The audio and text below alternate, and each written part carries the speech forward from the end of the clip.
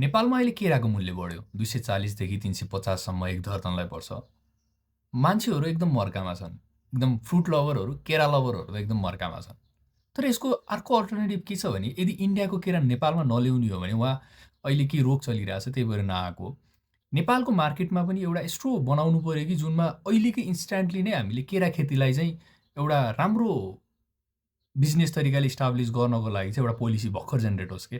ताकि मान्छेहरूले अबको 1 वर्ष पछाडि, साढे 1 वर्ष पछाडिको मार्केटमा चाहिँ आफ्नो केरालाई योभन्दा कम भ्यालु होला, तर आफ्नो मार्केट प्राइसमा चाहिँ राम्रोसँग अडिट भएर बेच्न पाउने तरिकाले आउनु पर्यो क्या।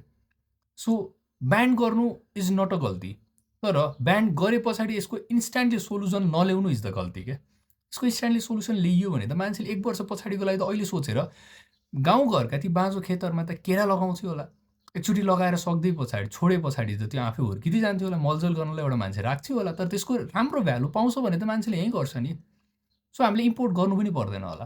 तर इन्स्ट्यान्टली त्यो हामीले लागू गर्न सक्ने एउटा नियम केही बन्यो भने, कानुन केही बन्यो भने अनि हामीलाई एकदम सजिलो इफोर्ट वेमा केरा लगाउन दियो भने त हामीलाई सजिलो हुन्छ। सो केरा त नेपालमै फल्छ नि, होइन र? जहाँ पनि फलिरहेको छ। सो हामीले त्यसको बिजनेस गर्न सक्छौँ।